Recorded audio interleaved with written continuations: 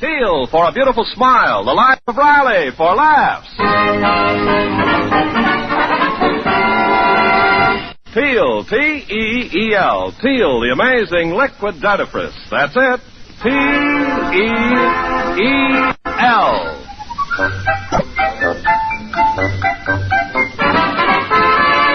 Teal, the amazing liquid dentifrice, brings you The Life of Riley with William Bendix as Riley.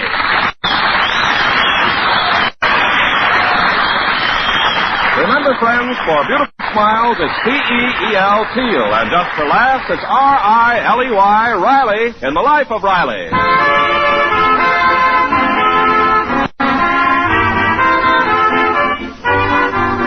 Chester A. Riley is a good husband and a loving father, but there's some who think he should have been born 100 years ago, judging by his stern Victorian attitude toward his 16-year-old daughter, Babs. Right now, we find Babs tangling with her father on the subject of boyfriends. But, Daddy, I'm not serious about Simon Vanderhopper. He's just a friend, so what harm is there if he visits my home? I'll tell you what harm it is. That Simon is a boy who... He's a boy who... Well, what? He's a boy, that's enough. He's a lazy loafer. He'll never amount to anything. But, Daddy, he's only 22. 22. Do you realize that when I was 22, your mother was supporting me and a baby? I mean, I was supporting your mother. This Simon is a loafer. Why, he is not. He's in business for himself. He sells bubble gum. Some business, a mouth-to-mouth salesman. Oh, he seems like a nice boy, Riley. He acts like a gentleman. Mother's right. Simon's not like all the other boys. He never tries to kiss a girl. On top of everything else, he's a dope, too. The main thing, I just don't like his face. Well, every man can't be good looking. You ought to know that.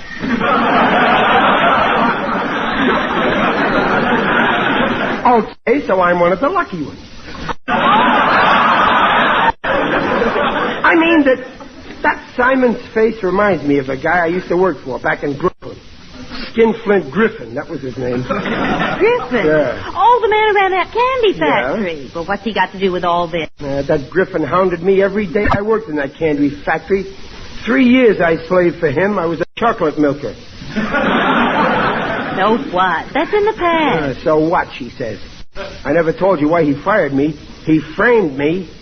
Said I drilled holes in 10 pounds of cherry chocolates and sucked out the syrup with a straw. Oh, forget it. Yeah, forget it. Then I tried to get a job in a licorice factory, but he called them up and blackballed me. But, Daddy, what's all this got to do with Simon? I told you. Every time I look at Simon, I think of Griffin. When I think of Griffin, I get mad at Simon. So don't ever let me catch him in this house. Oh, but jeepers. That's final. My head is made up. Babs, let's not talk about it anymore right now. Oh, all right, Mother. Well, that's better. You see what a little sensible talking will do? Everybody gives their side of the argument, and then you do what I want, and it's all settled. That's what you call democracy.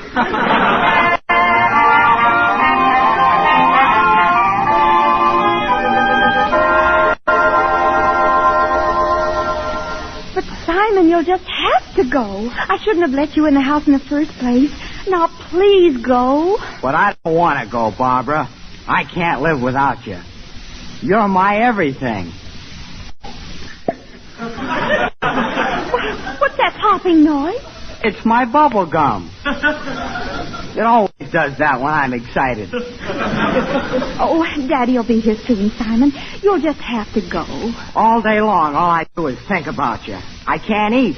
I can't sleep. I can't work. And I like to eat and sleep. Say you'll marry me. I love you madly. Simon, I don't know what to say. This is all so sudden. Well, that's the way I am. I look like a big, quiet lake, but I've got a terrific undertow. Can't you see what I'm trying to say? I love you madly. Well, I'm flattered, Simon, but I'm not in love with you.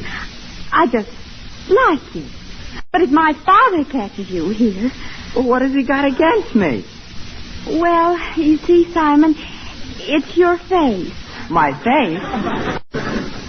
Your father doesn't have to look at me. I know how we can make him happy. When I come to see you, we can sit in the dark. Oh, Simon, how you talk. I can't control myself. I love you madly. It's just no use, Simon. My father's got an idea that you're, well, not successful enough. How can he say that? I'm ambitious. Only today I got a new sideline. I'm going to sell greeting cards. Greeting cards? Yeah, also Christmas cards and New Year's and wedding and birth announcements. Well, is there much money in that, Simon? Well, I'll say there is. Would you like to be partners with me, Barbara? Oh, gee, I do need some extra money for Christmas. All right, Simon, I'll do it. Oh, but we'll have to keep this a secret from my folks. They wouldn't like it. Hello, Father. Oh, my father, if he sees you. Quick, hide. Hide? Why? Oh, please, Simon, hide. I'm no coward. I'm ready to fight for you. I'm ready to die for you. Where shall I hide?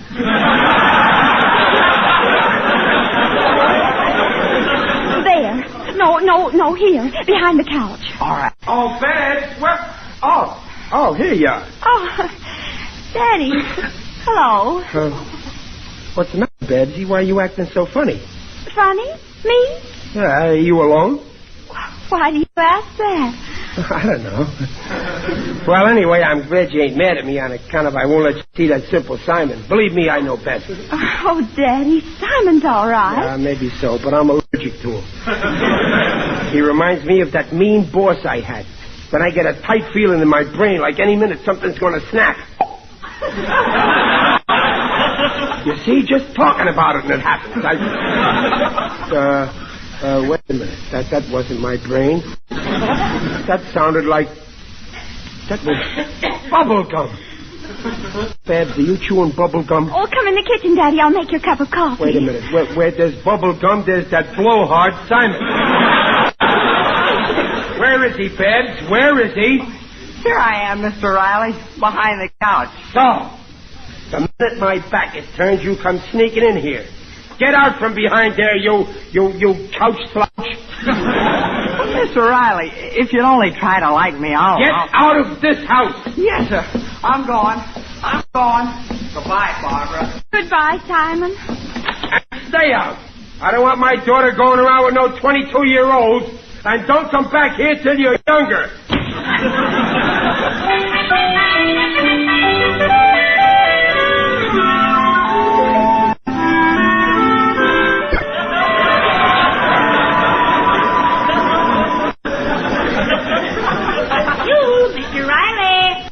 On your porch? Who's that? It's your neighbor, Waldo Benny. Oh, hello, Waldo. How are you tonight? Oh, my aching back.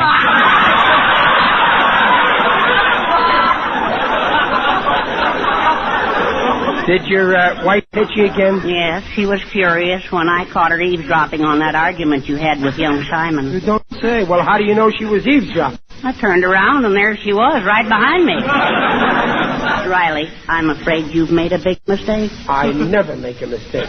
What did I do this time? It's the old story.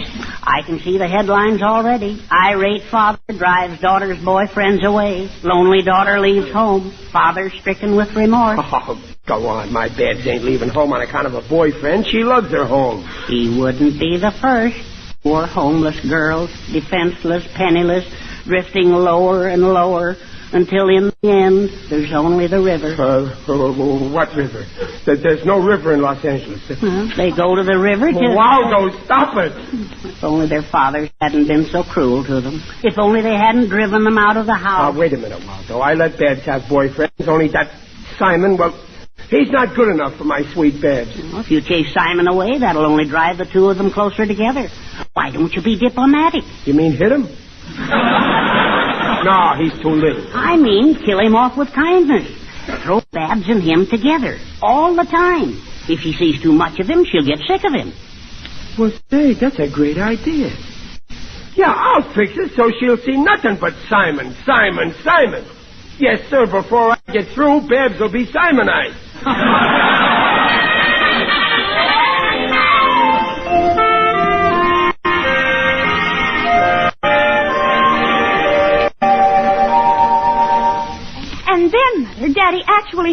Simon out of the house. Oh, that man.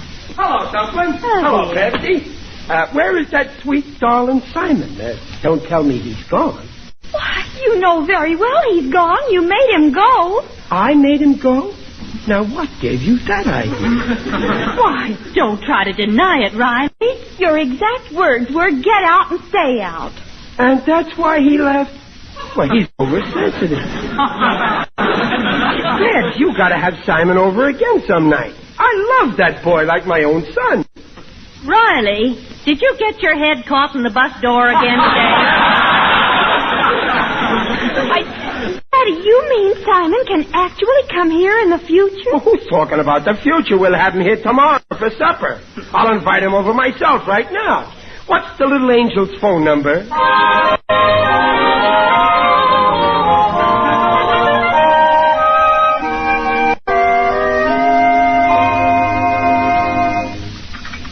Have some more of these fresh garden peas, Simon, darling. I know they're fresh. I opened the can myself. Thank you. Mr. Riley, it was very wonderful of you to invite me. Oh, that's the way I am, Simon. Wonderful. I want you to feel that this house is your home. I may even give you a key. Gee, that's swell, Mr. Riley. Gosh, Barbara, and I thought your father didn't like me. Oh, Daddy's hard to understand sometimes. Not like you? Well, of course I like you, Simon. You're ambitious. You're starting small, but someday you'll be making your own chewing gum. And the name of Vanderhopper will be on the tip of everybody's tongue. I hope so. But I was thinking of changing my name for business reasons. Vanderhopper is too long. Well, short name don't guarantee success. Otherwise, my father would have been a millionaire. When he signed his name, he made an X. Well, originally, our family name was much longer. It was Vander Griffinhopper. Well, yeah, that is a pretty long name, Vander Griffin. What was that name again? Vander Griffinhopper. Daddy, please pass the bread. You see, there were three brothers. My father changed it to Vanderhopper. Another brother calls himself Hopper. And the third brother calls himself Griffin. Good. Griffin? Yes, sir. He's in the candy business in Brooklyn. Oh, Riley, you dropped the bread platter. The candy business? Simon, have you seen any movies lately? Let's go to one now. I bet he's a nice fellow, your Uncle Griffin. Oh, you'd love him. He tells the funniest stories. Once he discovered all the cherry chocolates in the place had holes drilled in them, and somebody had sucked out the syrup. Simon, let's go to the movies right now. In the middle of dinner? Well, I had no idea you were such a movie fan. Wait. Go on, Simon. You were saying someone sucked out the syrup.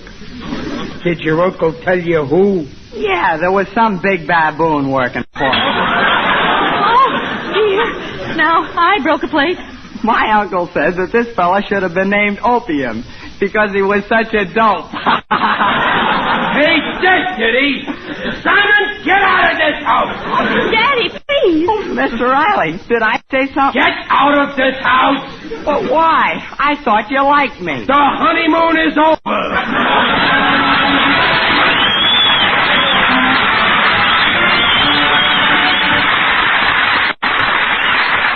Seal has brought you the first act of The Life of Riley, and we'll return to Riley in just a moment. Meanwhile, this is Ken Carpenter. Are you using your present toothpaste or powder just because of its famous name? You feel it couldn't possibly damage your teeth? Well, listen. Any toothpaste or powder containing harsh abrasives can grind ugly cavities into your teeth at the gum line. Chances are it's happening to your teeth right now, unless you use Teal, the safe liquid dentifrice. You see, out of every 10 adults, 8 have receding gums. Now, when gums recede, softer parts of your teeth are exposed. Yes, 25 times softer than tooth enamel.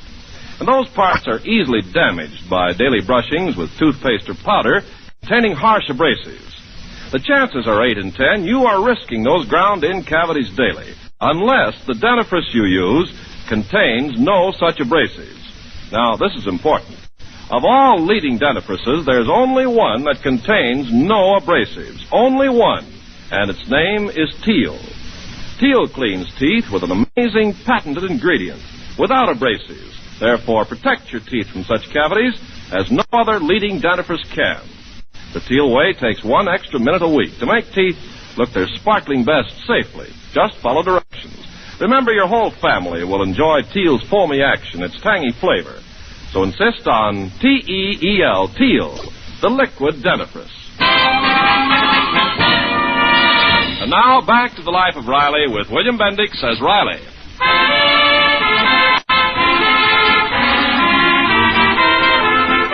For the second time in 24 hours, Riley has thrown his daughter's boyfriend, Simon, out of the house.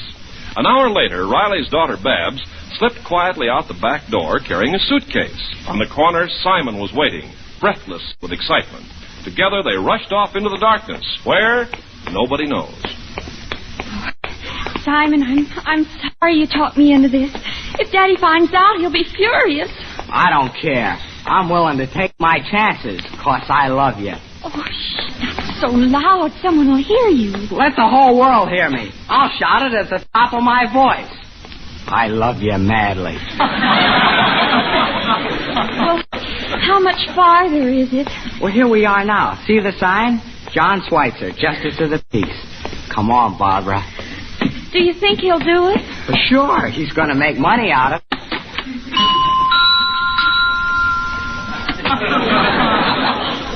Good evening, Judge Schweitzer. My name is... Well, a handsome young man, a blushing young girl, a little suitcase. I know what that means. No, you don't understand. We don't want to get married. You don't? Oh. But I thought when I saw the suitcase... Well, that's full of samples of our greeting cards and wedding announcements. You see, we're selling them. Here's my peddler's license. Well, why do you come to me? Well, we thought you marry a lot of couples, And they'll want to tell their friends about it, so we thought maybe you'd like to be our agent and take orders on commission. Oh, I see. Well, I'm always willing to make an extra buck. I mean, to help young people out.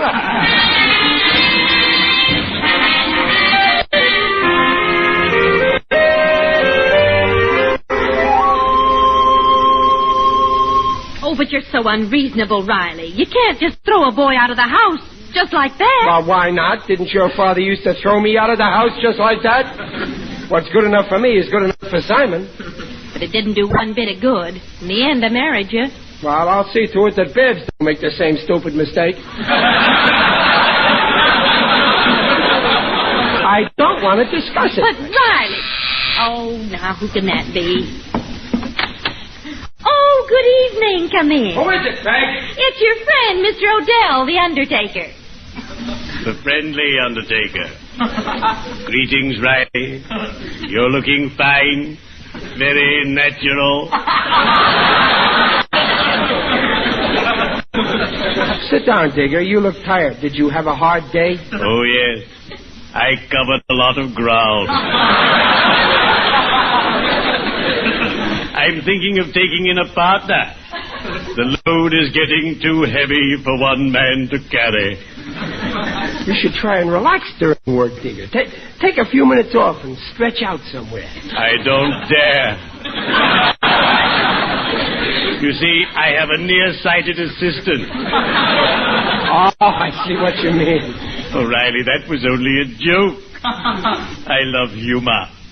Whimsical witticism. Crackling wisecracks. Pungent puns. I adore jokes. They're so gay. Well, I'm glad you're happy, Digger.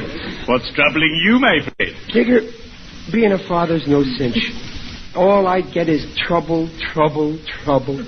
And it'll never end. Oh, yes, it will.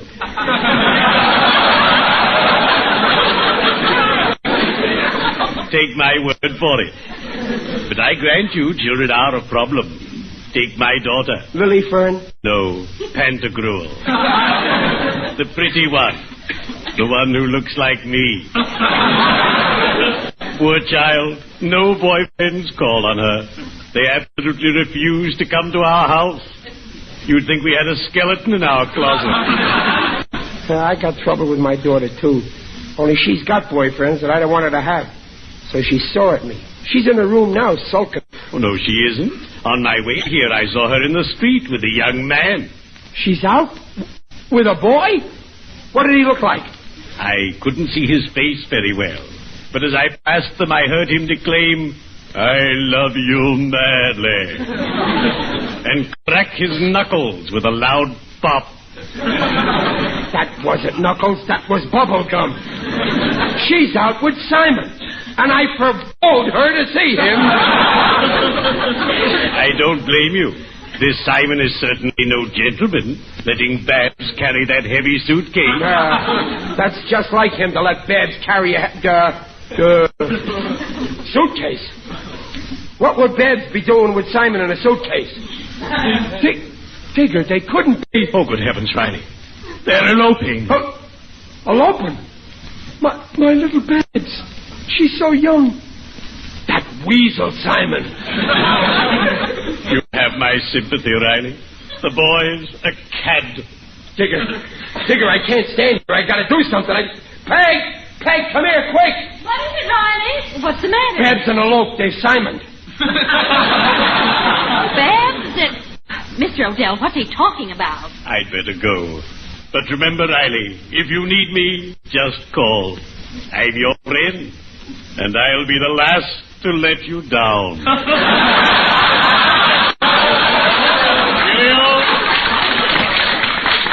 Riley, what's this all about? Answer me. Digger saw Babs eloping with a suitcase. She was carrying Simon. Babs eloping? I don't believe it. And it's all my fault. I could have made her so happy. Instead of that, I made her get married. We're not sure she's married. Let's look in her room first. Maybe she left a note or something. Oh, yeah, come on. Huh? Is anything gone? Her clothes? I can't tell. She always leaves her room in such a mess. Peg on her dresser, a note. No, it's some kind of a greeting card. Yeah, and it says... Peg, listen to this. To my bride-to-be. Today, my love, you'll be my wife and live within my heart.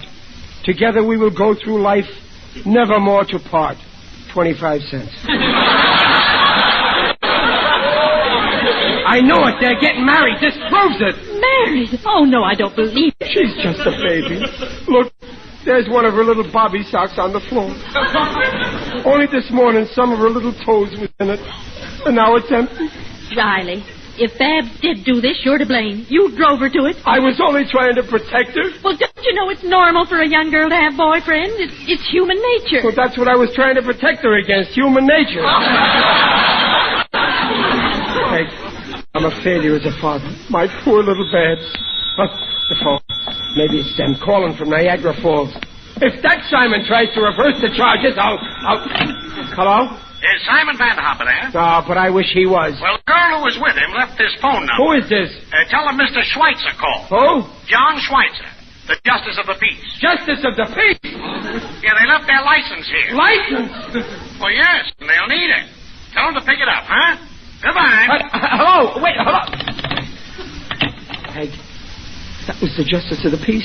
They forgot their marriage license at his place. Oh, Riley. Our little girl. Married. I'll put an end to that marriage. I'll tear up the license. I'll take that Simon and have him annul. Yes, but let's be calm. Let's talk to them first. It's Simon's parents. Listen, somebody's coming. Quiet, Peg. Gee, Babs, I hope your father isn't home. I don't think he is. I don't see his cap on the piano. Steady. When I lay my hands on him... Riley, I forbid you to hit him. Now, promise. Please, just one little punch in the nose. After all, he's my son-in-law. No. Better if we discuss it quietly. Well, okay, maybe you're right. I'll hide the suitcase, and then... Daddy! Good night, Babs. Just a minute, Simon! Riley, please. Just a minute, son. Don't go yet. Sit down. Yes, sir? Well? Oh, Daddy, Simon and I did something tonight. Now, please don't get upset, but we went... I know what you went and did. I found this card and I spoke to that Justice of the Peace. Oh, Simon, he knows. Mr. Riley, I hope you're not angry. Why shouldn't I be? Oh, but Daddy, it's only temporary. It's only till Christmas. What?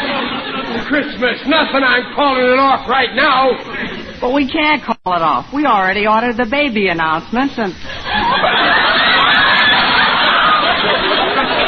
Baby announcements? Oh, my heavens! Yes, sir. I don't let the grass grow under my feet.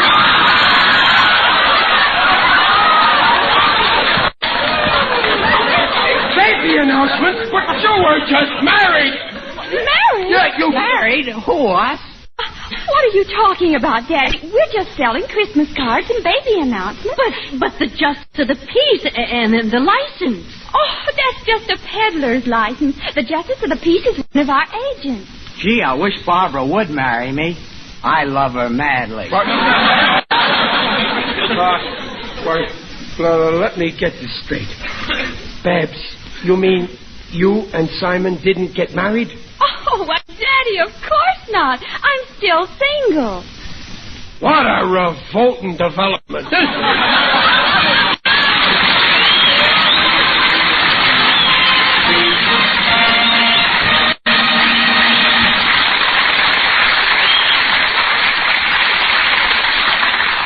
Rileys will be back in half a minute. Don't you think it's a pity to risk cavities in your teeth? Cavities ground in at the gum line by the daily use of toothpaste or powders containing harsh abrasives. Cavities so easily avoided by the use of Teal. Yes, Teal. For Teal cleans teeth without abrasives. Protects teeth from such damage. So ask for T-E-E-L, Teal, the tangy, refreshing liquid dentifrice.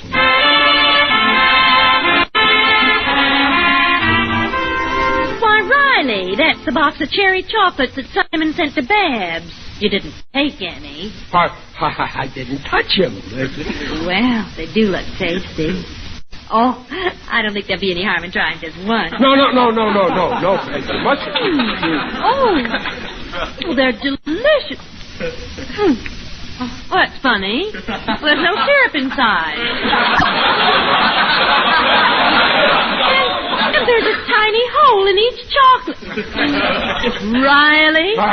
I'm innocent. I didn't do it. I tell you, I'm innocent. He must have been a woodpecker. I swear I'm innocent. I didn't do it.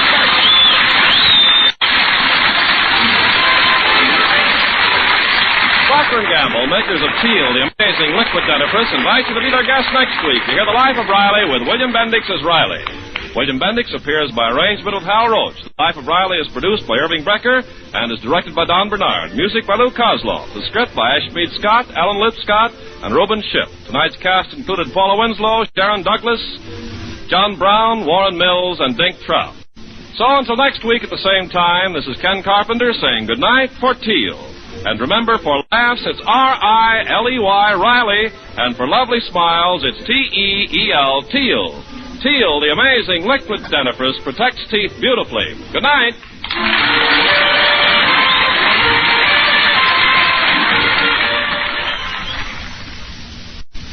Ladies, Dreft is back. Dreft, Procter & Gamble's amazing suds discovery for washing silks, nylons, woolens, dishes. Dreft, that gives you faster, brighter, safer cleaning than any suds before in history. I can tell you that's true. Why, Drift's wonderful suds keep my colored things so bright and gay-looking I can hardly believe my eyes.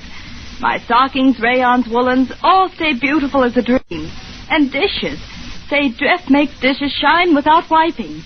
Even glasses sparkle without touching a towel to them. Yes, Drift's amazing suds rinse clean and clear. Leave no dulling film the way all soaps do. There's no soap fading ever. No wonder colors sparkle. No wonder dishes shine without wiping. Ladies, look for Dreft in the bright green package. It's still scarce, so keep asking for it. Dreft, the amazing suds discovery that brings you faster, brighter, safer cleaning than any suds before in history. That's D-R-E-F-T, Dreft.